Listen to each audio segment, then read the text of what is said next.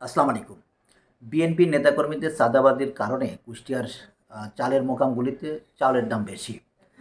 এই নিউজটা কিন্তু সামাজিক যোগাযোগ মাধ্যমে বেশ ব্যাপকভাবে ভাইরাল হয়েছে, যেটা ফেস দ্য বিফল অর্থাৎ সাইফুল সাগর ভাই যিনি এই রিপোর্টটি অর্থাৎ তিনি যেটা দেখিয়েছেন আর কি। দেখুন, আহ, কুষ্টিয়ার যেই বর্তমান রাজনীতি, কুষ্টিয়া জেলার যে বর্তমান রাজনীতি, সেটা কিন্তু আমরা নানাভাবে আপনার পরিলক্ষিত করছি, নানাভাবে কিন্তু আমরা এটাকে খেয়াল রাখছি যে আসলে কুষ্টিয়ার রাজনীতিতে কী হচ্ছে। একটা জিনিস কিন্তু খুবই পরিষ্কার, আমরা কিন্তু জানি যে বাংলাদেশের যেই বাজার রয়েছে, সেই বাজারে কিন্তু কুষ্টিয়ার যে চাউল রয়েছে, সেই চাউলের কিন্তু একটি আপনার বিশেষ অংশ রয়েছে।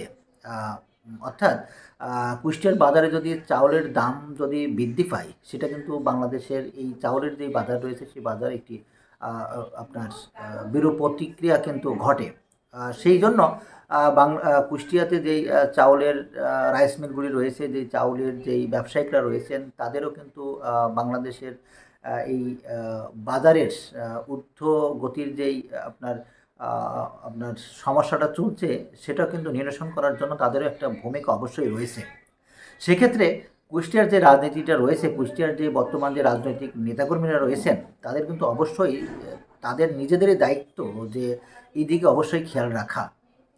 কিন্তু বর্তমান যেই পরিস্থিতি দেখছি, তাতে মনে হচ্ছে যে আসলে সেখানেও নানা ধরনের অসঙ্গতি দেখা যাচ্ছে। যার কারণে এই যে সামাজিক যোগাযোগ মাধ্যমে বিভিন্ন পত্রিকাতে এই ধরনের খবর তারা আপনার দেখাচ্ছেন। দেখুন, একটা জিনিস কিন্তু আপনাদেরকে অবশ্যই মনে রাখতে হবে, বিশেষ করে আমার কুষ্টিয়াবাসীর জন্য আমরা বলছি, কুষ্টিয়ার যে রাজনৈতিক ব্যক্তিরা রয়েছেন তাদের জন্য আমি বলছি। দেখুন, কুষ্টিয়াতে এমন এক সময় ছিল যখন কিন্তু কুষ্টিয়ার যতগুলি আসন ছিল, সমস্ত আসনেই কিন্তু বিএনপির একটা আপনার দাপট ছিল। সমস্ত আসনই কিন্তু বিএনপির পক্ষে ছিল। অর্থাৎ আ কুষ্টিয়া জেলা থেকে যে প্রত্যেকটি আসন থেকেই কিন্তু বিএনপি নির্বাচিত হতেন। আপনি একদম গণতান্ত্রিক ভোটের মাধ্যমে।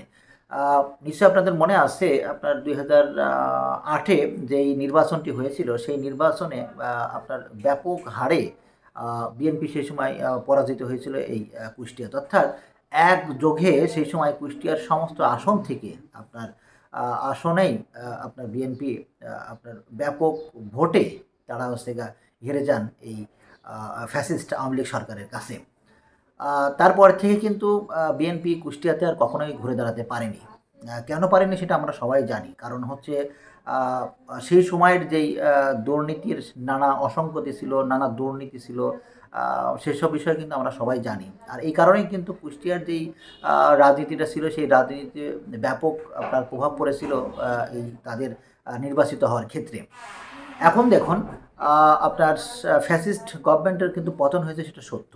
আ তবে আ এখনও কুষ্টিয়ার জেলার যে আসনগুলি রয়েছে, সেই আসনগুলিতে যে আপনার আ আপনার এই যে ৫ই আগস্টের আগে যে একটি রাজনীতি ছিল, এখন কিন্তু পরবর্তীতে কুষ্টিয়া জেলার মধ্যেও কিন্তু রাজনীতিটা এখন ভিন্ন। অর্থাৎ আ বিএনপির আপনার মধ্যে নানা ধরনের কোন্দল এখনো আছে একদিকে, যেমন ঠিক অন্যদিকে ফ্যাসিস্ট আওয়ামী লীগ সরকারের আপনার পতিত যেই পলায়ন যেই ফ্যাসিস্ট আওয়ামী লীগের ব্যক্তিরা রয়েছেন, তারা কিন্তু এখন এই যে আ আপনার বিএনপির যে সমস্ত নেতাকর্মীরা রয়েছেন, যারা এখন এই যে রাজনীতি করছেন, তাদের অনেকের সাথেই কিন্তু আপনার এই ফ্যাসিস্ট আওয়ামী লীগ সরকারের নানা আঁতাত রয়েছে, যেই আঁতাতগুলি বিএনপি তাদের সাথে করতেন। সুতরাং আ আমরা আশা করব যে এই যে এখন আ যারা দায়িত্বে রয়েছেন, তারা কিন্তু অত্যন্ত আপনার আ আ কর্মী থেকে কিন্তু তারা আজকে আ আ নেতা হয়েছেন। যারা অত্যন্ত কমরোট আপনার ব্যক্তি যারা এই রাজনীতি এখন করছেন। নিশ্চয়ই আপনারা দেখেছেন ইঞ্জিনিয়ার জাকির হোসেন সরকার, তিনি কিন্তু এক্কেবারে আপনার রাজপথের একজন কর্মী। সেই কর্মী থেকে তিনি আজকে এতদূর এসেছেন। তারপরে আপনার কুতুবউদ্দিন আহমেদ, তিনিও আপনার রাজপথের কর্মী। সেই রাজপথ থেকে তিনি আজকে এতদূর এসেছেন। সুতরাং এই যে যারা পরিচ্ছন্ন রাজনৈতিক ব্যক্তি এখন এই প্রথম সারিতে রয়েছে, তাদের অবশ্যই দরকার যে ফ্যাসিস্ট আওয়ামী লীগ সরকারের সাথে কারা আঁতাত করেছিলেন, আবার ফ্যাসিস্ট আওয়ামী লীগ সরকারের কারা এখন বিএনপির সাথে আঁতাত করে রাজনীতি করতে চাচ্ছেন, তাদেরকে এখন খুঁজে বের করা। বিশেষ করে তাদের একটি বিশেষ সেল তৈরি করা, যেই সেলের কাজটাই হবে আপনার হচ্ছে এই সমস্ত ব্যক্তিদেরকে খুঁজে বের করা, যারা এই পতিত ফ্যাসিস্ট আওয়ামী লীগ সরকারের লোকজনদেরকে শেল্টার দিচ্ছেন।